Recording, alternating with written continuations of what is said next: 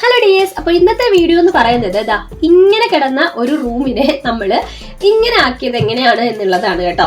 അപ്പോൾ നമുക്കിവിടെ നമ്മൾ ഈ ഒരു ഫ്ലാറ്റ് വാങ്ങിയിട്ട് ഇപ്പോൾ ഏകദേശം ഒരു 3.5 വർഷത്തോളം ആകുന്നുണ്ട്. ആ ഒരു സമയത്ത് നമ്മൾ ഇതിനകത്ത് അങ്ങനെ പ്രത്യേകിച്ച് കബോർഡ് വർക്കുകളോ കാര്യങ്ങളോ ഒന്നും ചെയ്തിട്ടുണ്ടായിരുന്നില്ല കേട്ടോ.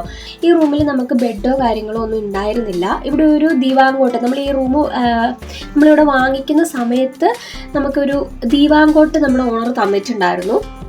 അപ്പോൾ ആ ഒരു ദീവാങ്കോട്ടാണ് ഇവിടെ കിടന്നിരുന്നത് കേട്ടോ. അത് പഴയതായിരുന്നു. അതിൻ്റെ പ്ലൈവുഡൊക്കെ ഇങ്ങനെ പൊട്ടി അത് ചെറുതായിട്ട് ഇങ്ങനെ ഇത് വരില്ല, എന്താ പറയുക, അതിന് ഇങ്ങനെ ഊറാൻ പൊടി അങ്ങനെ വരില്ല, ഇങ്ങനെ പൊടിഞ്ഞ് ഇങ്ങനെ വരാൻ തുടങ്ങിയായിരുന്നു. അപ്പോൾ നമ്മൾ ഓർത്തു ഈ റൂം ഇത് ഒരു ചെറിയ റൂമാണ് കേട്ടോ. അപ്പോൾ ഇതെങ്ങനെ നമ്മളിത് അത്യാവശ്യം സ്പേഷ്യസ് ആയിട്ടുള്ള രീതിയിൽ, നമുക്ക് ചെറിയ റൂമാണെങ്കിലും എന്നാൽ നമുക്ക് കുറച്ച് സ്പേഷ്യസ് ആയിട്ടുള്ള രീതിയിലൊക്കെ ഇതാക്കി എടുക്കണം, അങ്ങനെയൊക്കെ ഉണ്ടായിരുന്നു. എങ്ങനെ ഇത് സെറ്റ് ചെയ്യണം. പിന്നെ ദേവാണെങ്കിലും ഇപ്പോൾ കുറച്ച് വളർന്നില്ല, അപ്പോൾ അവനും പഠിക്കാനായിട്ടൊരു പ്രോപ്പറായിട്ടുള്ള ഒരു പ്ലേസും കാര്യങ്ങളും എല്ലാം വേണം എന്നുള്ള രീതിയിലാണ് നമ്മൾ ഈ ഒരു റൂം ചെയ്തെടുത്തേക്കുന്നത്.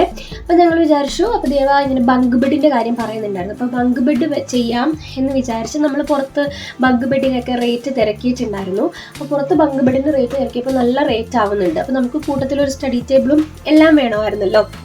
അപ്പോൾ അങ്ങനെ നോക്കിയപ്പോൾ നല്ല റേറ്റും കാര്യങ്ങളും ഒക്കെ ആവുന്നുണ്ട്. അങ്ങനെ നമ്മുടെ അടുത്തൊരു അങ്കിളിൻ്റെ കെയർ ഓഫിൽ നമുക്കൊരു കാർപ്പൻ്ററിനെ കിട്ടി കേട്ടോ. അപ്പോൾ ആ പുള്ളിക്കാരനാണ് ഇതെല്ലാം നമ്മൾ പറഞ്ഞു കൊടുത്ത രീതിയിൽ തന്നെ നമുക്ക് ഈ ബങ്ക് ബെഡും കാര്യങ്ങളും ഒക്കെ സെറ്റ് ചെയ്ത് തന്നു. അതുപോലെ തന്നെ ഈ റൂമിൽ നമുക്ക് വാർഡ്രോബ് ഉണ്ടായിരുന്നില്ല, അപ്പോൾ ഇവിടെ വാർഡ്രോബും നമ്മൾ ചെയ്യിപ്പിച്ചിട്ടുണ്ടായിരുന്നേ. അപ്പം എല്ലാം ചെയ്ത് കഴിഞ്ഞ് ഇപ്പം റൂമിൻ്റെ അവസ്ഥ ഇതാണ്. ഫുള്ള് സാധനം ഇങ്ങനെ വലിച്ചു വാരി കിടക്കുകയാണ്, ആകെ അലമ്പായിട്ടിരിക്കുകയാണ് കേട്ടോ. പിന്നെ നമ്മൾ ബെഡ് ഓർഡർ ചെയ്തിട്ടുണ്ടായിരുന്നത് സ്ലീപ്പ് വെല്ലിൻ്റെ ബെഡാണ്. ഇതൊക്കെ ഞാൻ പിന്നെ ഡീറ്റെയിൽ ആയിട്ട് കാണിക്കാം കേട്ടോ.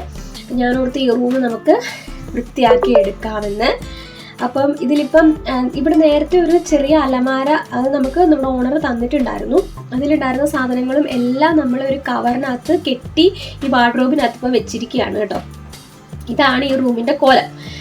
പിന്നെ നമ്മൾ ഈ റൂമിലേക്ക് ചെയർ വാങ്ങിച്ചിട്ടുണ്ടായിരുന്നു. നമുക്ക് കിച്ചണിൽ ചിമ്മിനി ഒന്നും ഉണ്ടായിരുന്നില്ല, അപ്പോൾ അതിന് വേണ്ടിയിട്ടൊരു ചിമ്മിനി നമ്മൾ വാങ്ങിച്ചു.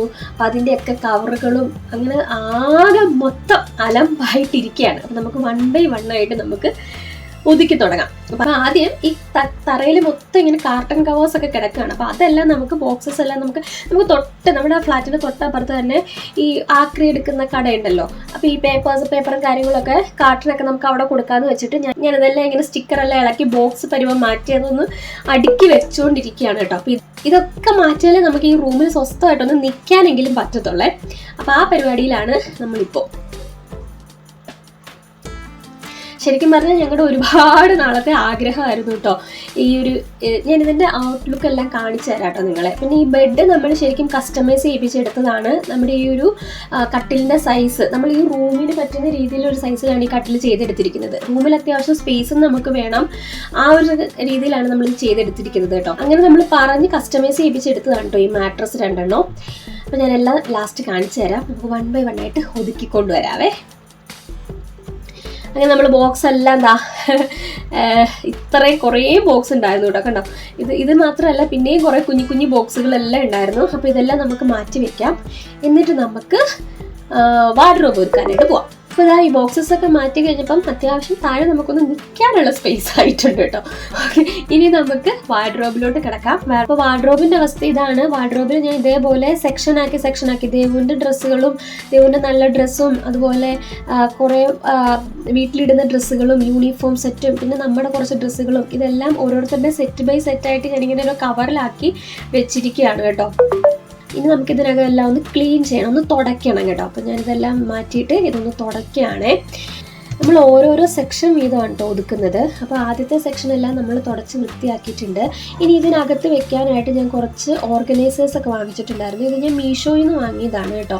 നമുക്ക് ഈ ഡ്രസ്സൊക്കെ നമ്മളിങ്ങനെ ഡ്രസ്സ് വെറുതെ മടക്കി വെക്കുന്നതിലും ഇങ്ങനെ ഓർഗനൈസറിൽ വെക്കുകയാണെങ്കിൽ ഒരു അടുക്കും ചിട്ടയാണ്, അതുപോലെ തന്നെ നല്ല വൃത്തിയാണ്, നമുക്ക് പെട്ടെന്ന് ഇങ്ങനെ എടുക്കാനും എളുപ്പമാണ് കേട്ടോ. അപ്പോൾ എനിക്ക് നേരത്തെ ഞാൻ ഈ അലമാരയ്ക്ക് ഇങ്ങനെ കുത്തിക്കയറ്റി വെക്കുമ്പം നമ്മളത് എടുക്കാനും ഭയങ്കര ബുദ്ധിമുട്ടാണ്. ചിലപ്പോൾ നമ്മൾ മുകളിലിരിക്കുന്നത് മാത്രമേ എടുത്തെടുത്ത് പോകും. അപ്പോൾ അതുകൊണ്ട് ഞാൻ ഓർത്ത് ഇതുപോലൊരു ഓർഗനൈസർ വാങ്ങാമെന്ന് ഞാൻ ഈ വാർഡ്രോബിൻ്റെ പണി തുടങ്ങിയപ്പോഴേ ഞാൻ വിചാരിച്ചിട്ടുണ്ടായിരുന്നു. അങ്ങനെ നമ്മളിതായി ഒരു ഓർഗനൈസർ വാങ്ങിച്ചിട്ടുണ്ട്. ഇത് 6 എണ്ണത്തിൻ്റെ മറ്റോ സെറ്റാണ്. ഇതിൻ്റെ റേറ്റും കാര്യങ്ങളും എല്ലാം ഞാൻ ഡിസ്ക്രിപ്ഷനിൽ കൊടുത്തേക്കാം കേട്ടോ. റേറ്റ് ഞാൻ മറന്നുപോയി. കണ്ടോ, ഇതാണ്. ഇത് അത്ര ഭയങ്കര ക്വാളിറ്റി എന്നൊന്നും പറയാൻ പറ്റില്ല, എന്നാലും നമുക്ക് തുണി മടക്കി വെക്കാം, അത്യാവശ്യം കുഴപ്പമില്ല, നല്ലതാണ്. അപ്പോൾ ഞാൻ എന്താ വാങ്ങിച്ച്, അപ്പോൾ ഞാൻ എന്താ അതിങ്ങനെ സെറ്റ് ചെയ്ത് കൊടുക്കുകയാണ് നമ്മളെ. ഇങ്ങനെയാണ് കേട്ടോ ഇത് സെറ്റ് ചെയ്ത് കഴിയുമ്പോൾ ഉള്ളത്. കുഴപ്പമില്ല കേട്ടോ, അത്യാവശ്യം വലിപ്പവും കാര്യങ്ങളൊക്കെ ഉണ്ട്. അപ്പോൾ നമുക്കിതിലേക്ക് ഓരോരോ സെറ്റായിട്ട് ഇനി നമുക്ക് തുണി മടക്കി വെച്ച് തുടങ്ങാം കേട്ടോ.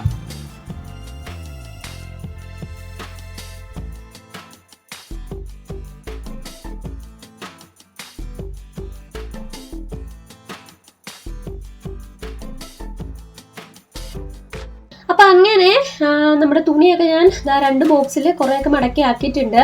ഇനിയും ഇതിൻ്റെ കൂടെ തന്നെ ഞാൻ വേറെ വാങ്ങിയിട്ടുണ്ടായിരുന്നത് ഈ ഒരു ഹാങ്ങറാണ് കേട്ടോ. ഇതും 12 എണ്ണത്തിൻ്റെ സെറ്റാണ്.